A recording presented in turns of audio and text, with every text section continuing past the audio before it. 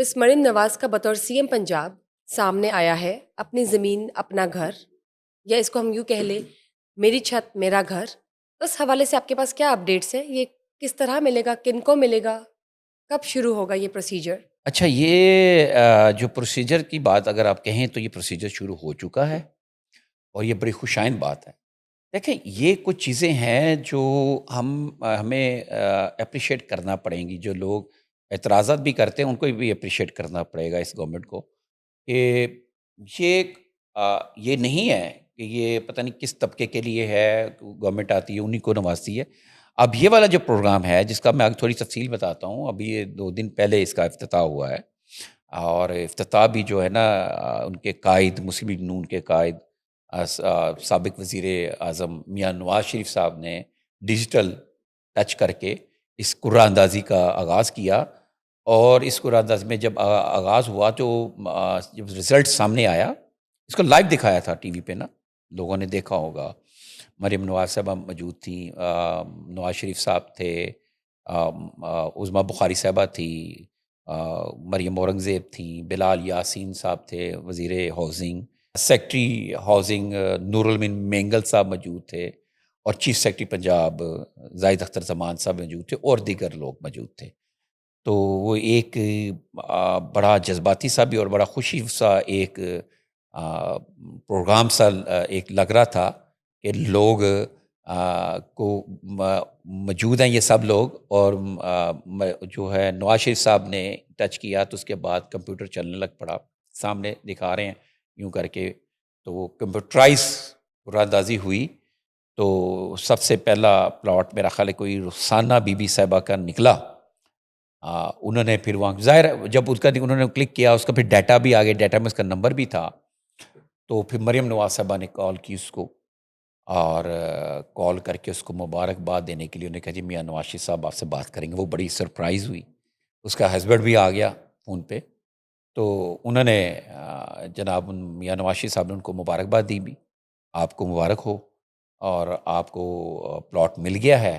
Very اور nice. وہ بڑے خوش ہوئے وہ فیملی، اور انہوں نے بڑی دعائیں بھی دیں اور کہا جی ہم بالکل جانتے ہیں. مریم نواز صاحبہ نے میں کہا مجھے جانتے ہیں. نواز شریف سے کہا ہاں جی آپ کو جانتے ہیں بالکل. اور بڑی ان کو دعائیں دیں. اور واقعتاً یہ جو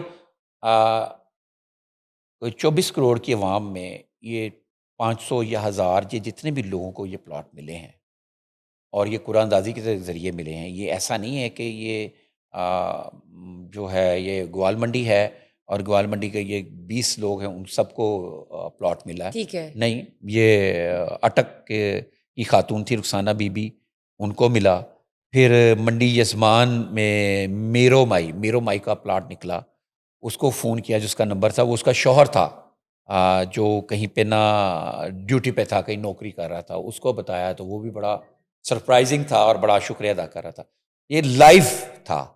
تو یہ اس طرح کے جو پروگرام ہیں یہ ایک میرا خیال ہے کہ اس سے عوام کے جو دلوں میں یہ اور زیادہ جائیں گے، اس طبقے کے جو 3 مرلہ گھر کے امید ہے.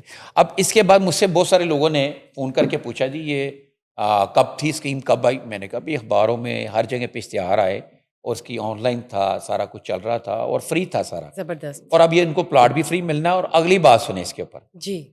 جو مریم نواز صاحبہ نے کہا، اگلی بات یہ ہے کہ ان کو جن کے پاس یہ پلاٹ آ جائے گا ان کو بلا سود 15 لاکھ روپے تک قرضہ بھی دیا جائے گا تاکہ وہ اپنا گھر بنا سکیں. گھر اس کے بنا اوپر ویری سکیں، نائس. تاکہ اپنا گھر بنا سکیں. ٹھیک تو ہے. اس طرح کے میرا خیال ہے گورنمنٹ کو اور بھی انیشیٹو لینے چاہیے. ضرور. یہ اور اب جو لوگ اب ہم سے پوچھ رہے ہیں، بہت سارے لوگ پوچھ رہے ہیں جن کو نہیں پتا تھا، اب پتہ چلا ہے کہ جی ہمیں بھی چاہیے تھا، ہمیں جی بھی چاہیے تھا. تو ان لوگوں کے لیے یہ ہے کہ میرا اس کا سیکنڈ فیز بھی آئے گا اور آپ نظر رکھیں. سیکنڈ فیز بھی آئے گا اور میرا خیال آتے رہیں گے ان کے فیز، اس طرح کے یہ تو اب ایک فیز آتے سلسلہ رہیں گے جاری گورنمنٹ رہے میں. گا. اور گورنمنٹ نے ایک ویسے یہ بھی چیز ایک میں نے دیکھی اب انہوں نے نا جو سرکاری زمینیں ہیں نا ان کو ری آرگنائز کر رہے ہیں اور ان کو دیکھ رہے ہیں، اس طرح کے پروگرام میں ڈال رہے ہیں. جیسے کہ پائن ایوینیو پہ لیکوٹیشن بورڈ کی زمین تھی، وہاں پہ کئی قبضے شبضے لوگ کر رہے تھے دائیں بائیں اکثر کرتے. اس کو انہوں نے وہاں پہ جو ہے نا کینسر ہاسپٹل کا جو آغاز کیا ہے یہ ایک وہ آغاز کیا جو پتہ نہیں کب سے وہ زمین خالی پڑی ہوئی تھی اور دائیں بائیں چھوٹے چھوٹے لوگ قبضہ کرتے تھے، یہ کرتے ہیں۔